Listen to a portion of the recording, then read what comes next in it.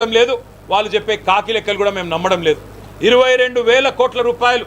దారి మళ్ళినాయి దుర్వినియోగం జరిగిందని చెప్పి ఆయన చెప్తా ఉన్నాడు ఇవాళ రేవంత్ రెడ్డి ఆయన మాటలు నేను కాదు కదా రాష్ట్రంలో ఎవరు నమ్మతలేడు ఇయాల ఎందుకంటే పచ్చి అబద్ధాలకు ఆలంబనగా చేసుకుని బతికే వ్యక్తి అందుకే చేసిన అరకొర రుణమాఫీని ఇవాళ ఏదో డబ్బా కొట్టుకుని నేను ఎవరు చేసిన అని చెప్పుకున్నాడు కానీ ఇవాళ మొత్తానికి పూర్తి స్థాయిలో ఆనాడు కేసీఆర్ గారు చెప్పినట్టుగానే రైతు బంధుకు రామ్ రామ్ అవుతుంది నేను ముందే చెప్తున్నా కాంగ్రెస్ పార్టీ కోటేస్తా అని చెప్పి కేసీఆర్ గారు ఏదైతే చెప్పిండో ఇలా అది వాస్తవమైంది 12 నెలలు రైతు బంధు ఎండబెట్టి 12 రోజుల్లో ఇచ్చినామని చెప్పి చెప్పుకునే ఒక సిగ్గుమాలిన ప్రయత్నం చేస్తున్నారు సన్నాలకు 700 కోట్ల బోనస్ ఇచ్చినామని చెప్తున్నారు కానీ 7,500 కోట్లు ఎగ్గొట్టిన రైతు బంధు అనే మాట మాత్రం వానాకాలం రైతు బంధు చెప్తలేరు ఎగ్గొట్టింది కేవలం వానాకాలం మాత్రమే కాదు ఇప్పుడే ప్రభుత్వానికి చెప్పినాం రైతు భరోసా అని పేరు మార్చినావు కాబట్టి ఈ సంవత్సర కాలంలో 70 లక్షల రైతు కుటుంబాలకు నీ ప్రభుత్వం బాకీ ఉన్న మొత్తం 26,775 కోట్లు ఎందుకంటే నువ్వే చెప్పినావు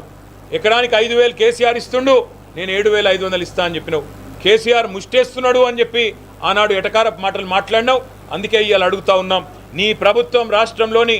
రైతులందరికీ కేవలం రైతు భరోసా విషయంలోనే 26,775 కోట్లు బాకీ ఉన్నారు అదేవిధంగా మీరు ఈరోజు ఏదైతే అరకొర రుణమాఫీ చేసినా అని చెప్తున్నారో అందులో కూడా మరొక 20,000 కోట్లు రుణమాఫీ కూడా బాకీ ఉన్నది దాంతోపాటు ఇంకొక మాట కూడా నేను మీకు చెప్పాలి ఇవాళ ఎంత అన్యాయం అంటే ఈ ప్రభుత్వం మాటలు మేము నమ్మమనే మాట ఊరికే అనట్లేదు నేను 22,000 కోట్లు ఏదో దారి మళ్ళినాయి ఏదో తప్పు జరిగింది అని ఒక వాతావరణం కల్పించి రేపు పత్రికల్లో దాన్నే తాటికాయంత అక్షరాలతోని వచ్చేటట్టు మీడియా మేనేజ్మెంట్ చేసి హెడ్లైన్ మేనేజ్మెంట్ చేసి మరి రైతు బంధు డబ్బులన్నీ ఖరాబ్ అవుతున్నాయి కదా ఇన్ని రోజులు కేసీఆర్ ఖరాబ్ చేసిండు కదా అనే ఒక అభిప్రాయాన్ని కలిగే విధంగా చేసి కటింగు పెట్టే ఆలోచనలో భాగంగా ఈ కార్యక్రమం అంతా జరుగుతున్నది అందుకే రాష్ట్రంలోని ఉద్యోగులకి రాష్ట్రంలోని పాన్ కార్డ్ హోల్డర్లకి రాష్ట్రంలో ఉండే మన పత్తి రైతులకి కంది రైతులకి అదేవిధంగా ఒక పంట పండించే సోయా రైతులకు కూడా అనుకుంటాం వారందరికీ నా ప్రార్థన నా విజ్ఞప్తి ఈ ప్రభుత్వం ఇవాళ ఎత్తగొట్టే ప్రయత్నం చేస్తున్నది ఈ ప్రభుత్వం ఇవాళ కేవలం రైతు బంధుకు రామ్ రామ్ చెప్పే ప్రయత్నం చేస్తున్నది మనం ఖచ్చితంగా అవసరమైతే అందరం కూడా ఈ ప్రభుత్వం మీద ఎక్కడికక్కడ మీ గౌరవ ఎమ్మెల్యేలు ఉంటే వారిని ఎమ్మెల్సీలు ఉంటే వారిని మీ స్థానిక ప్రజాప్రతినిధుల్ని రేపు స్థానిక సంస్థల ఎన్నికల్లో కూడా నిలదీయండి అడగండి సంక్రాంతి తర్వాత అంటున్నారు ఇప్పుడు మరి ఏ సంక్రాంతో చెప్తలేరు అది 24 సంక్రాంత 25 సంక్రాంతి ఎందుకంటే రుణమాఫీ కూడా గిట్లే చెప్పారు డిసెంబర్ 9 సంతకం అన్నారు మళ్ళీ తర్వాత మర్చిపోయినరు 2 డిసెంబర్ 9 దాటినాయి రుణమాఫీ కూడా కాలే అందుకే మేము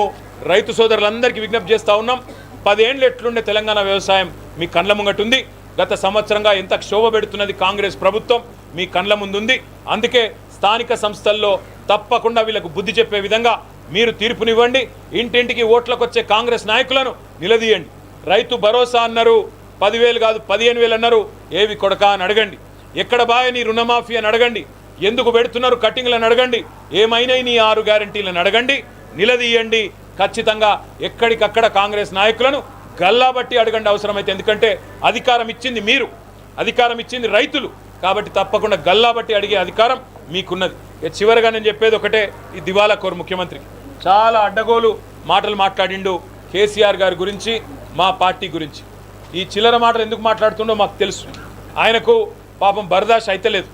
బీఆర్ఎస్ పార్టీ ఈరోజు రాష్ట్ర వ్యాప్తంగా తీసుకున్న కార్యక్రమాల వల్ల ఆయన నిద్ర పడతలేదు మనసున పడతలేదు ఏదేదో మాట్లాడిండు ఊరేయాలి అంటాడు ఏదో చేయాలంటాడు నాకైతే అనుమానం ఉంది నేను రేవంత్ రెడ్డి కుటుంబ సభ్యులకు కూడా విజ్ఞప్తి చేస్తూ ఉన్నా దయచేసి ఎక్కడో దూరం లేదు ఎర్రగడ్డ దగ్గరనే ఉన్నది తీసుకుపోండి ఇడిచిపెట్టకుండా ఇట్లా రేపో ఎల్లుండే ఉన్న కరిస్టెట్ కూడా ఉన్నాడు చూస్తుంటే తప్పకుండా తీసుకుపోయి చూపెట్టండి కాపాడుకోండి పాపం ఎందుకంటే చిన్న వయసులో ఉన్నాడు ఇంకా కాబట్టి కాపాడుకోమని చెప్తా ఉన్నా చివరిగా నేను చెప్పే మాట ఒకే ఒక్కటి ఎన్ని అబద్ధాలు నువ్వు చెప్పినా నిన్ను ప్రజలు నమ్మతలేరు నిన్న కూడా చిల్లర మాటలు చాలా మాట్లాడిండు ఇవాళ కూడా చాలా చిల్లర మాటలు మాట్లాడిండు ఒకటి మాత్రం వాస్తవం నువ్వు ఎన్ని ప్రయత్నాలు చేసినా ఎన్ని కేసులు పెట్టినా మమ్మల్ని ఎన్ని తిట్లు తిట్టినా ఎన్ని శాపనార్థాలు పెట్టినా పిల్లి శాపాలకు ఉట్లు దిగాయి నువ్వు ఎన్ని రకాలుగా తిట్టినా ఎంతెంత విచిత్రంగా తిట్టినా మాకు ఫరక్ పడది మేము తప్పకుండా నువ్వు ఇచ్చిన 420 హామీలు ఏవైతున్నాయో నీ 6 గ్యారంటీలు నీ డిక్లరేషన్లు నీ 420 హామీలు నువ్వు ఇచ్చిన ప్రతి హామీని వదిలిపెట్టం నిన్ను నీ కాంగ్రెస్ పార్టీని నీడలాగా వెంటాడుతూనే ఉంటాం ప్రజల తరపున ప్రశ్నిస్తూనే ఉంటాం, వదిలిపెట్టమనే మాట కాంగ్రెస్ పార్టీకి, రేవంత్ రెడ్డికి మళ్ళొకసారి చెప్తూ మీకు